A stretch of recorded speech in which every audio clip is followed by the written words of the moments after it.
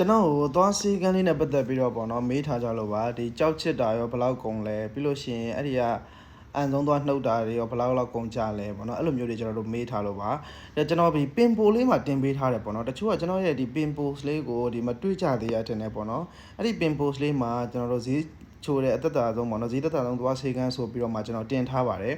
ကျွန်တော်ရဲ့ပင်ပိုလေးကိုဝင်ကြည့်လိုက်ပါအဲ့ဒီမှာဆိုရင်ဒီ Meridian Dental Clinic ပေါ့နော်အဲ့ဒီ clinic ရဲ့ဒီကိုကဲမှာရိုက်ရှာလိုက်ရှာပြီးလို့ရှိရင်အောက်ဆုံးနားလေးမှာဖုန်းနံပါတ်ရှိရပေါ့နော်အဲ့ဒီဖုန်းနံပါတ်ကိုဆက်ပြီးတော့ appointment ယူပါဒီနှစ်ကခုမှ January ဆိုတော့ပေါ့နော်ဒီနှစ်မှာ appointment ယူလို့ရအောင်မှထင်တယ်ပေါ့နော်ဒီသွားကြောက်ချစ်တာပဲဖြစ်ဖြစ်ကျွန်တော်တို့သွားဖာချင်တာပဲဖြစ်ဖြစ်ပေါ့နော်တချို့ကြတော့လဲသွားဖာတာတစ်ချောင်းဆိုရင်ဘယ်လောက်လဲပေါ့နော်အဲ့လိုမျိုးတွေမေးကြတယ်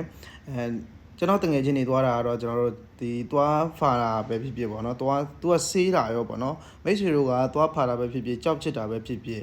ဘာပဲလုပ်လို့ပထမဆုံးကဘာလုပ်မှာလဲဆိုတော့သွားကိုသူကဆေးမှာပဲပေါ့နော် cleaning လုပ်မှာပဲလုပ်ပြီးတော့ကြာမှာကျွန်တော်တို့သွားဖာတင်လားနှုတ်တင်လားအဲ့လိုမျိုးကြည့်မှာပဲဒီတော့ဒါက debate ထက်လုပ်တဲ့သူတို့ရဲ့ process ပေါ့နော်ဘာပဲလုပ်လို့သွားစိတ်ကန်းကိုသွားပြီးဆိုတာနဲ့သူတို့ကတော့ cleaning ကတော့လုပ်မှာပဲအဲ့လိုမျိုးလုပ်ပြီးဆိုတာနဲ့ total ကဘာမှသိမကြဘူးပေါ့နော်အဲ့ဒီမှာဆိုရင်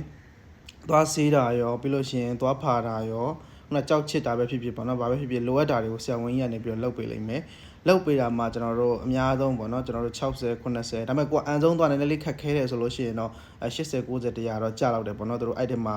ဒီဈေးနှုန်းတွေရေးထားတာပေါ့နော်ပြီးတော့ဘာမှအဲ့လောက်ကြီးမကြဘူးဒီတော့ကြာတော့ကိုသွားကြောက်ချစ်တာပဲဖြစ်ဖြစ်သွားဆေးချင်တာပဲဖြစ်ဖြစ် total မှကျွန်တော်60 90 80ပေါ့နော်အဲ့ဒီပတ်ချာလည်းပဲကြာလိမ့်မယ်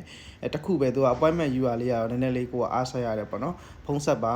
ပထမသူတို့ဖုန်းမကင်ဘူးဆိုရင်ထပ်ပြီးတော့မှခေါ်ပါပေါ့နော်အဲ့လိုမျိုးလေးကျွန်တော်တို့သွားလုပ်လိုက်ပါကျွန်တော်ရဲ့ pin post လေးမှာတင်ပေးထားပါတယ်တချို့က pin post လေးကိုမရှာတတ်တာလားမတွေ့တာလားမသိဘူးပေါ့နော် okay ကျေးဇူးအများကြီးတင်ပါတယ်သိချင်တာရှင်လည်း comment မှာမှတ်ခဲ့ပေးပါအခုဒီ video ကတော့ YouTube သုံးတဲ့မိတ်ဆွေများအတွက်ပေါ့နော် YouTube မှာကိုတေးစင်ကာပူဆိုပြီးတော့မှရိုက်ရှာလိုက်လို့ရှိရင်စင်ကာပူနဲ့ပတ်သက်တဲ့သွားရေးလာရေးနေထိုင်ရေးတွေပြီးလို့ရှိရင်အခွင့်အလမ်းတွေခရီးသွားအတွေ့အကြုံတွေနေထိုင်မှုပုံစံတွေကိုကျွန်တော် YouTube မှာ video တွေနဲ့ share ထားပါတယ်ကျွန်တော်ရဲ့ TikTok account မှာတင်တဲ့ video တွေ Facebook မှာတင်တဲ့ video တွေကဒီမှာလည်းရှိပါတယ်เนาะဒီမှာဝင်ကြည့်မှဆိုလို့ရှိရင်စင်ကာပူနဲ့ပတ်သက်တဲ့ knowledge တွေအများကြီးတင်ထားပါတယ်ဒီတော့ YouTube သုံးတဲ့မိတ်ဆွေတွေကကိုရဲ့ဒီ YouTube channel လေးကို subscribe မလုပ်ရသေးဘူးဆိုလို့ရှိရင်အများဆုံးသွားလုပ်ပေးပါအောင်ကျေးဇူးအများကြီးတင်ပါတယ်